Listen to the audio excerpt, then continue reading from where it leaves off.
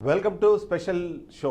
మనం ఏదైతే గత 2 రోజుల నుంచి ఒకే విషయం మీద మనము డ్రైవ్ చేసే ప్రయత్నం చేస్తున్నాం. అందులో ముఖ్యంగా చూస్తే మాత్రం ఏదైతే ఆంధ్రప్రదేశ్ రాష్ట్రంలో జరుగుతున్న అతిపెద్ద భారీ స్కామ్కు సంబంధించిన విషయం మనం చూస్తున్నాం. విద్యుత్ రంగంలో ఇప్పటికే చాలా స్కాములు జరిగాయి, కానీ కొత్తగా ప్రభుత్వం ఏర్పడిన తర్వాత జరుగుతున్న స్కామ్కు సంబంధించిన డిస్కషన్ ఇది. తాను ఒకటి తలిస్తే దైవం మరొకటి తలిచింది అన్నట్టు, తాను అంటే చంద్రబాబు నాయుడు ఒకటి తలిస్తే దాని కింద ఉన్న గుత్తేదారులు మాత్రం మరొకటి అనుకుంటున్నారు. అందులో భాగంగానే ఈ పెద్ద స్కామ్కి తెరతీశారు అన్నది ఇక్కడ మనం ఖచ్చితంగా చెప్పాల్సిన అవసరం ఉంటుంది. గత ప్రభుత్వ హయాంలో అవినీతి అన్నది పెట్టరేగిపోయింది. ఆ కారణంగానే మనకు ప్రజలు ఓట్లు వేశారు. అభివృద్ధి పదంలో ముందుకు తీసుకెళ్తారనే ఆశతోనే ప్రజలు మనకు ఇవాళ పదవిని కట్టబెట్టారు అంటూ ఇప్పటికే కూటమి ప్రభుత్వం చెబుతుంటే, ప్రస్తుతం ఉన్న పరిస్థితుల్లో దాన్ని అదే విధంగా ముందుకు తీసుకెళ్లే ప్రయత్నం మాత్రం అక్కడ ఉన్న అధికారులు చేయట్లేదు అన్నది మనకి పూర్తి స్థాయిగా అర్థమవుతోంది. అందుకే టెండర్ వేశారు. ఆ సార్ ఇప్పటికే టెండర్ వేసేశారు. డబ్బులు ఎంత సంపాదించాలి, ఎలా సంపాదించాలి, సంపాదించే క్రమంలో ఎవరెవరిని ఇందులో భాగస్వాములు చేయాలి అన్నది ఆ సారు ఆల్రెడీ డిసైడ్ చేసేశారు. కాబట్టే ఆయన అనుకున్నట్టుగానే మొత్తం టెండర్ ప్రక్రియ మొత్తం కొనసాగుతోంది. ఆ టెండర్ ప్రక్రియలో భాగంగానే ప్రతి ఒక్క అడుగు తను అనుకున్నట్టుగా, తను చెప్పినట్టుగా, తను ఆల్రెడీ నిర్దేశించినట్టుగా ముందుకు సాగుతోంది. ఆ సార్ అనుకున్నట్టుగానే ప్రతి ఒక్కటి జరిగిపోతుంది. ఆ సార్ ఎవరో అన్న విషయం నేను ఇవాళ ఖచ్చితంగా రివీల్ చేస్తాను. ఆ రివీల్ చేసే క్రమంలో ఆ సారుతో పాటు ప్రతి ఒక్కదానికి ఓకే సార్ అంటున్న మిగిలిన వ్యక్తుల వివరాలు కూడా నేను ఖచ్చితంగా ఇస్తాను. 343 కోట్ల రూపాయల స్కామ్కి తెరదించడంలో దాదాపుగా 200 కోట్ల రూపాయలు గుత్తేదారుల జేబుల్లోకి, ఆ తర్వాత ఇదే 343 కోట్ల రూపాయల కష్టాన్ని, ఆ భారాన్ని ప్రజలపైకి తోసేందుకు అవసరమైన అన్ని చర్యలు ఇప్పటికే తీసేసుకున్నారు. అన్ని రకాల ప్లానింగ్లు తీసేశారు. ఆ సార్ ఇప్పుడే టెండర్ వేసేశారు. ఆ టెండరు 343 కోట్ల రూపాయలకు సంబంధించిన టెండరు. ఆ సారు 200 కోట్లు గుత్తేదారుల జేబుల్లోకి వేసేందుకు టెండర్ వేశారు. అందుకనే ఇది ఇలా కొనసాగుతోంది. ఈ సందర్భంలో చాలామందికి కొన్ని రకాల ప్రశ్నలు ఉన్నాయి. అసలు ఇది ఎందుకు స్కామ్ అంటున్నారని మనం ఒక 5 ప్రశ్నలకు సమాధానం చెప్పే ప్రయత్నం చేద్దాము. అందులో మొదటి ప్రశ్న మనం ఒకసారి చూద్దాం.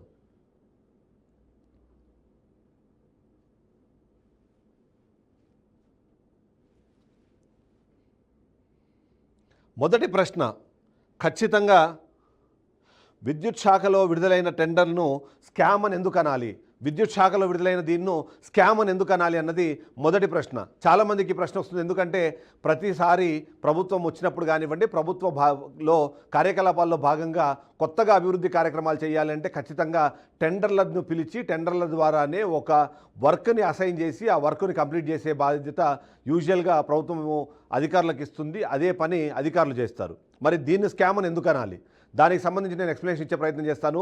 విద్యుత్ శాఖలో ఈ విడుదలైన ఈ టెండర్ను స్కామ్ అని ఎందుకు అనాలి అంటే, మొదటిది దీనికి సంబంధించి రేట్లు అనుకున్న దానికన్నా ఇప్పుడు వాస్తవికంగా ఉన్నవాడికన్నా చాలా ఎక్కువగా ఇవ్వడం అన్నది మొదటి కారణం.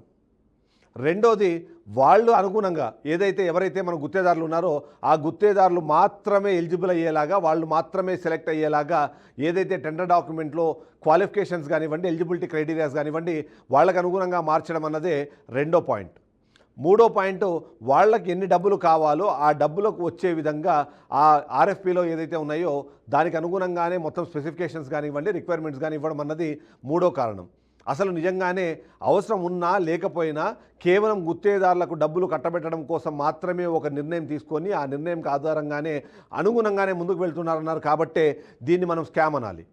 స్కామ్ అని ఎందుకు అనాలి అంటే, ముందుగానే మొత్తం అంతా ప్రీడిఫైన్డ్, ముందుగానే ప్రతి ఒక్కటి డిసైడ్ చేసి ప్రీడిఫైన్డ్ చేసి మరి వీటిని డిసైడ్ చేసి ఏదైతే ముందు తీసుకెళ్తున్నారో ఆ కారణంగానే దీన్ని స్కామ్ అనాలి. స్కామ్ అని ఎందుకు అనాలి అంటే, ఇందులో వాస్తవిత కన్నా అవసరానికన్నా అవినీతికి ఆస్కారం ఎక్కువ ఉండేలాగా ఉంది. కాబట్టి దీన్ని మనము స్కామ్ అనాలి. నిజంగానే స్కామ్ అనే క్రమంలో మొదటగా వచ్చే ప్రశ్న, వివిధ రాష్ట్రాల్లో ఇప్పటికే ఇలాంటి వర్క్ జరిగినప్పుడు అక్కడ నిర్ణయించిన ధరలేంటి, ఈ టెండర్లో నిర్ణయించిన ధరలేంటి, ఈ విషయం పైన ఖచ్చితంగా డిస్కస్ చేయాల్సిన అవసరం ఉంటుంది. ఎందుకంటే ఇక్కడ టెండర్లలో స్కామ్ అన్నది బయటపడేదే వాస్తవికతకు, అక్కడ ఉన్న టెండర్లో ఉన్న రేట్లకు డిఫరెన్స్ని బట్టే మనము దీన్ని చెప్తాం. ఇప్పటికే తెలంగాణ కానివ్వండి, తమిళనాడు, కర్ణాటక రాష్ట్రాల్లో ఇదే తరహా వర్క్ జరిగింది. అక్కడ ఉన్న డిస్ట్రిబ్యూషన్ కంపెనీకి సంబంధించిన ఆధ్వర్యంలో తెలంగాణలో కానివ్వండి, తమిళనాడులో కానివ్వండి, అలాగే కర్ణాటకలో కానివ్వండి, అక్కడ నిర్ణయించిన ధరల ప్రకారము దాదాపుగా 2,20,000 నుంచి 2,60,000 మధ్యలో మాత్రమే దీనికి సంబంధించి ధరలు నిర్ణయించే ప్రయత్నం చేశారు. అంటే 2.5 లక్షలు లోపే దీనికి సంబంధించిన ధర నిర్ణయం అయితే ఆంధ్రప్రదేశ్ రాష్ట్రంలో మాత్రం దానికి డబల్ 5,20,000 నుంచి 5,93,000 రూపాయలు ఇక్కడ ధర నిర్ణయించారు. అంటే మనం చూస్తే వేరే రాష్ట్రాల్లో ఉన్న ఖర్చు కన్నా ఇక్కడ దాదాపుగా డబల్ అయ్యే అవకాశం ఉంది. 210%, 210% ఇందులో ఎక్స్ట్రాగా కోట్ చేసిన పరిస్థితి కనిపిస్తుంది. కాబట్టి వేరే రాష్ట్రాల్లోని ధరతో కంపేర్ చేసుకున్నప్పుడు ఇక్కడ ధర దాదాపుగా 210% ఎక్కువ ఉన్నది. ఆ ఎక్కువ నిర్ణయించడానికి కారణము చాలా క్లియర్గా మనకు అర్థమవుతోంది. ఈ టెండర్ విడుదలవ్వడం ద్వారా వచ్చే డబ్బులు కానివ్వండి, ఈ టెండర్ విడుదలైన తర్వాత జరిగే చెల్లింపుల్లో కానివ్వండి, ఎవరికి వాళ్ళు వాటాలు పంచుకోగా ప్రతి ఒక్కరికి లాభం రావాలి అంటే ఖచ్చితంగా అక్కడ పెట్టిన వాస్తవిక ఖర్చు కన్నా ఎక్స్ట్రా ఉన్న డబ్బులన్నీ వీళ్ళు పంచుకోవాలి. కాబట్టి అందులో భాగంగానే దీన్ని ఇలా నడిపించినట్టుగా మనకు అర్థమవుతుంది. ఇక మూడో ప్రశ్న మనం ఇక్కడ చూడాలి. ఆ మూడో ప్రశ్న ఏంటంటే, గత ప్రభుత్వ హయాంలో జరిగిన పనుల తీరుతెన్నులు ఏంటి అని. గత ప్రభుత్వ హయాంలో ఇదే తరహా వర్క్ ఏదైనా జరిగిందా, జరిగింటే అది ఎలా జరిగింది అన్నది. సో ప్రభుత్వ హయాంలో ఈ ప్రభుత్వం రావడం కన్నా ముందు కూడా ఇదే తరహా వర్క్ జరిగింది. అప్పుడు కూడా ఇదే తరహా స్కామ్కు తెరతీశారు. దాన్ని చెప్పింది నేను కాదు, బీఆర్కే న్యూస్ కాదు, ఇప్పటికే ప్రభుత్వంలో ఉన్న పెద్దలు మాట్లాడారు. డైరెక్ట్గా ప్రభుత్వానికి సంబంధించిన అధినేతలు మాట్లాడిన సందర్భంలో గత ప్రభుత్వ హయాంలో విద్యుత్ శాఖలో వేలాది కోట్ల రూపాయలకు సంబంధించిన స్కామ్ జరిగింది అన్నది ప్రతి ఒక్కరికి తెలిసిన విషయమే. దానికి సంబంధించి ఆ భారమే ఇవాళ ట్రూ అప్ ఛార్జీల పేరుతో ఆంధ్రప్రదేశ్ ప్రజలు భరిస్తున్నారన్న విషయం ప్రతి ఒక్కరికి తెలుసు. దాని గురించి ప్రతి సందర్భంలోనూ మాట్లాడుతూనే ఉన్నారు, ప్రతి సందర్భంలో దాన్ని ఎక్స్పోజ్ చేసే ప్రయత్నం చేస్తున్నారు. కాబట్టి గత ప్రభుత్వ హయాంలో జరిగిన ఆ పనులు ఇప్పుడు అదే తరహా, అదే స్థాయిలో, అదే వ్యక్తుల ద్వారా కొనసాగుతోంది అంటేనే మీరు అర్థం చేసుకోవచ్చు చాలా క్లియర్గా స్కామ్ అన్నది జరుగుతోంది. గత ప్రభుత్వ హయాంలో ఏదైతే జరిగిందో దాని కొనసాగింపుగా అదే వ్యక్తులు ఇక్కడ మరొకసారి నడిపిస్తున్నారన్నదైతే మనకు అర్థమవుతోంది. గత ప్రభుత్వ హయాంలో జరిగిన స్కామ్ అనేదైతే ఈ ప్రభుత్వంలో మనం మాట్లాడుతున్నామో అదే తరహా స్కామ్ ఇక్కడ జరిగింది. అంతేకాకుండా మరొక బ్రేకింగ్ న్యూస్ కూడా నేను ఇస్తున్నాను.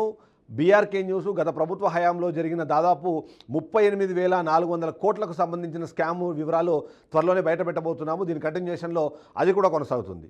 ఇక అసలు దీని స్కామ్ అనే నేపథ్యంలో దీని వెనకాల ఉన్న వ్యక్తులు ఎవరు? ముఖ్యంగా ప్రతి ఒక్కరికి వచ్చే ప్రశ్న, అసలు ఇంత పెద్ద స్కామ్ జరిగింది అంటున్నారు, ఇంత పెద్ద స్కామ్ జరగడానికి ఇప్పటికే గ్రౌండ్ ప్రిపేర్ అని చెప్తున్న నేపథ్యంలో దీని వెనకాల ఉన్న వ్యక్తులు ఎవరు? నేను గతంలోనే ఆల్రెడీ రివీల్ చేశాను. 3 వ్యక్తులు. ఆ 3 ఈ మొత్తం స్కామ్కు సంబంధించి ఈ టెండర్ను మొత్తాన్ని వాళ్లే కంట్రోల్ చేస్తున్నారు, వాళ్లే డిసైడ్ చేస్తున్నారు. ఆ 3 పేర్లు నేను లాస్ట్ టైం కూడా చెప్పాను. 1 రమేష్ రెడ్డి, 2 రామ్ ప్రసాద్, 3 కృష్ణప్రసాద్. ఈ 3 వ్యక్తుల కనుసన్నల్లోనే వారి చెప్పే విధానాన్ని బట్టే ఈ మొత్తం స్కామ్కు సంబంధించి ఈ టెండర్ విధానం మొత్తం ముందుకెళ్తోంది. ఈ టెండర్ ప్రక్రియ మొత్తం వాళ్ళు చెప్పినట్టుగానే నడుస్తోంది. ఆ 3 వ్యక్తులు కలిపి 3 కంపెనీలను డిసైడ్ చేశారు. ఆ 3 కంపెనీలు మాత్రమే బిడ్డుని వేశాయి. ఆ 3 కంపెనీల్లో ఒక కంపెనీనే ఇప్పుడు సక్సెస్ అవుతుంది. ఫైనల్గా బిడ్ ఓపెన్ చేసిన తర్వాత L1గా నేను గతంలోనే చెప్పినట్టు శ్రీ లక్ష్మీ నరసింహ కన్స్ట్రక్షన్స్ అనే కంపెనీ L1గా నిలిచే అవకాశం ఉంది. దానికి సంబంధించి ఇప్పటికే గ్రౌండ్ వర్క్ మొత్తం పూర్తి అయిపోయింది. క్రియేటివ్ టెక్నాలజీస్ అనే మరో కంపెనీ కూడా ఇందులో భాగస్వామిగా ఉంది. వాళ్ళు కూడా ఒక టెండర్ని ఇప్పటికే సబ్మిట్ చేశారు. మరో కంపెనీ కూడా ఇందులో పాల్గొనుంది. బట్ ఆ కంపెనీకి సంబంధించి ఎలిజిబిలిటీ వస్తుందా లేదా అన్నది మనం ఓపెన్ చేసిన తర్వాత మనకు అర్థమవుతుంది. సో దీని వెనకాల ఉన్న వ్యక్తులు ఎవరు? ఈ విధంగా చూస్తే ఈ వ్యక్తుల్ని నడిపించే శక్తులు కూడా ఉన్నాయి. ఈ వ్యక్తుల వెనకాల ఉన్న శక్తులు ఎవరు అన్న విషయం కూడా మనం డిస్కస్ చేయాల్సిన అవసరం ఉంది. ఎందుకంటే ఆ వ్యక్తులు మాత్రమే దీన్ని ఫైనలైజ్ చేయట్లేదు. ఈ వ్యక్తుల వెనకాల మరికొన్ని శక్తులు ఉన్నాయి. ఆ శక్తులకు సంబంధించిన ఇన్ఫర్మేషన్ నేను రాబోయే బులెటిన్స్లో ఇవ్వబోతున్నాను. ఎందుకంటే ఈరోజు ఉదయం 10 గంటల నుంచి ప్రారంభమయ్యే ఈ షో ఏదైతే ఉందో డే లాంగ్ నడుస్తుంది. ప్రతి బులెటిన్లో దీనికి సంబంధించిన ఒక్కొక్క కొత్త విషయాన్ని నేను రివీల్ చేసుకుంటూ వెళ్తాను. నేను చెబుతున్న ఈ 3 వ్యక్తుల వెనకాల ఉన్న శక్తులు కూడా మరో 3. వాళ్ళపైన మరొక కింగ్ పిన్ ఉన్నారు. ఆ కింగ్ పిన్ సంబంధించిన వివరాలు నేను ఇస్తాను. ఈ వ్యక్తుల వెనకాల ఉన్న శక్తులు చాలా క్లియర్గా చెప్తున్నాను. విద్యుత్ శాఖలో గత ప్రభుత్వ హయాంలో ఎవరైతే అక్కడి కడప జిల్లాకు సంబంధించి కానివ్వండి, లేకపోతే చిత్తూరు జిల్లాకు సంబంధించిన నాయకులతో కలిసి ఎవరైతే గత హయాంలో ఎవరైతే వర్క్ నడిపించారో అదే వ్యక్తులు ఇప్పుడు శక్తులుగా మారి ఆ వ్యక్తుల ద్వారా ఈ పని చేయిస్తున్నారు. ఆ 3 శక్తుల పేర్లు కూడా నేను త్వరలోనే బయటపెట్టబోతున్నాను. వాళ్ళందరూ గత ప్రభుత్వ హయాంలో ఇదే వర్కులు వాళ్ళ హయాంలోనే చేయించారు, వాళ్ళ ఆధ్వర్యంలోనే జరిగాయి. మరొకసారి ప్రభుత్వం మారిన తర్వాత CM Chandrababu Naidu, deputy CM Pawan Kalyan, అలాగే లోకేష్ బాబు కానివ్వండి, ఇప్పుడున్న మంత్రులు కానివ్వండి, వీళ్ళందరూ కూడా అవినీతికి ఆస్కారం లేకుండా ముందుకు వెళ్ళాలని ఒక దృఢ సంకల్పంతో ముందుకు వెళ్తుంటే ఈ శక్తులు ఎవరైతే ఉన్నారో ఆ శక్తులు అధికారులతో కలిసి, ఎందుకంటే ఈ శక్తులన్నీ అధికారులే, వీళ్ళందరూ కలిసి ఇప్పటికే ఉన్న వ్యక్తులతో కలిసి, ఆ వ్యక్తులు ఈ శక్తులు కలిసి ఈ మొత్తం స్కామ్కి తెరదీశారు. ఈ టెండర్ ప్రక్రియని వాళ్ళు అనుకున్నట్టుగా చేసుకుంటూ వెళ్తున్న పరిస్థితి మనకు కనిపిస్తోంది. అంటే ఓవరాల్గా చూస్తే మాత్రము ఈ ఒక్క చిన్న దాని విషయం ఇక్కడ మనం చెప్పుకోవాల్సింది. ఎందుకంటే ఒక వర్క్ రిక్వైర్మెంట్ ఉంది, ఆ వర్క్లో ఎంత డబ్బులు సంపాదించాలని ముందుగానే డిసైడ్ చేశారు. ఆ డబ్బులు డిసైడ్ చేసిన సందర్భంలో ఎవరికి ఎంత వాటా ఉండాలి, ఆ వాటా తీసుకునే క్రమంలో ఇబ్బంది కలగకుండా ఉండాలంటే ఏం చేయాలనే విషయంపైన పూర్తి స్థాయిలో డిస్కషన్ జరిగింది. దానికి సంబంధించి ఫైనల్ చేశారు. సో ఓవరాల్గా చూస్తే ఆ సార్ ఎవరు, నేను చెబుతున్న ఆ కింగ్ పిన్ ఎవరు, ఆ కింగ్ పిన్ని నడిపిస్తున్న శక్తులు ఎవరు, ఆ శక్తుల మాటలు విని నడుస్తున్న వ్యక్తులు ఎవరు, ఆ ముగ్గురు వ్యక్తుల పేర్లు నేను ఆల్రెడీ ఇప్పటికే చెప్పేశాను. దాని వెనకాల ఉన్న శక్తులు ముగ్గురు కూడా విద్యుత్ శాఖలో చాలా కీలకమైన పదవుల్లో ఉన్నారు.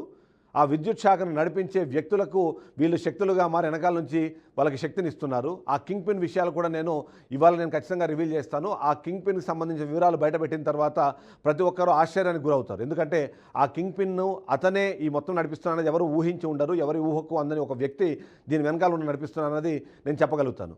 ఓవరాల్గా చూస్తే ఇప్పటికీ నేను ఈ సమాచారం ఇచ్చాను. 11 o'clockలో మళ్ళీ నేను మీ ముందుకు వస్తాను.